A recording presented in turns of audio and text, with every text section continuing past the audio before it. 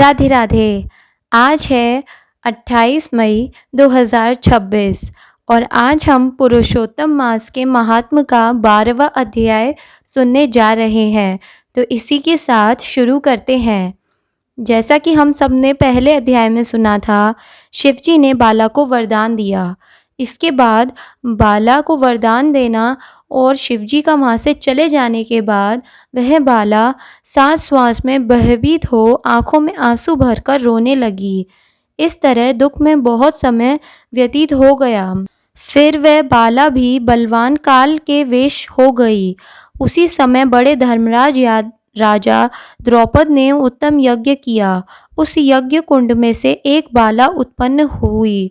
वह मेधावी ऋषि वाला दूसरे जन्म में राजा द्रौपद की पुत्र द्रौपदी के नाम से विख्यात हुई। सो यह राजा द्रौपद के स्वयंवर में मछली भीगने पर अर्जुन से मिली।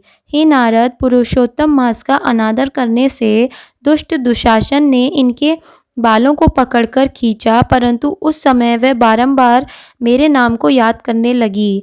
कृष्ण जी कहने लगे कि यदि द्रौपदी को मैं भूल ही गया तो मेरा कोई स्मरण, और हे राजन, मैं तत्काल ही गरुड़ पर चढ़कर आया और अनेकों प्रकार से खींची हुई चीर को इतना बढ़ाया कि दुशासन उसे खींचते खींचते अचेत सा गिर गया। सदैव हमसे स्नेह करने वाली वह पवित्रता को पुरुषोत्तम मास के अनादर में मैंने उसको भी त्याग दिया। पुरुषोत्तम मास का तिरस्कार करने वाले को मैं भी गिरा देता हूँ। इसीलिए सब इस तरह यह मलमास ऋषियों व देवताओं को भी सेवन योग्य है। फिर मनुष्यों को तो अत्यंत ही मनोवांछित फल देने वाला है। इसलिए आने वाले पुरुषोत्तम मास की आराधना के 14 वर्ष पूरे हुए। अब सब अच्छा ही होगा, श्री नारायण जी कहने लगे। इस प्रकार श्री कृष्ण द्रौपदी और पांडवों को समझाकर द्वारकापुरी जाने की इच्छा से बाले, हे राजन, अभी विरह से व्याकुल द्वारकापुरी में जा रहा हूँ। ऐसा कहने पर भगवान प्रेम से मग्न हो पांडुपुत्रों को धीरे धीरे लौटाकर द्वारकापुरी चले गए। नारायण बोले, द्वारिकानाथ के द्वारिका जाने पर युधिष्ठिर अपने भाइयों सहित तप करने लगे और तीर्थों में विचरने लगे। हे नारद, भगवान के प्रिय पुरुषोत्तम मास को मन में धारण कर और कृष्ण के वचन स्मरण कर अपने भाइयों और द्रौपदियों से बोले, ओ आप सब ने पुरुषोत्तम मास का महात्म सुना है।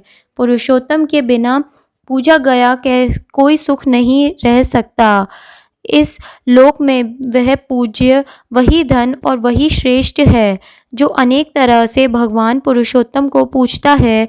इस तरह सभी तीर्थों में विचरते हुए पुरुषोत्तम मास के को प्राप्त होने पर विविदित उसका व्रत करें और 14 वर्ष व्यतीत हो जाने पर श्री कृष्ण भगवान की कृपा से उन्हें वह राज्य को प्राप्त हुए।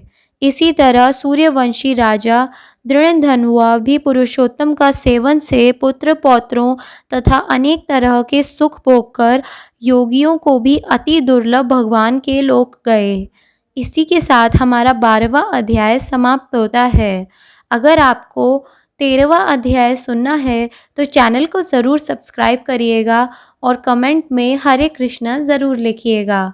राधे राधे।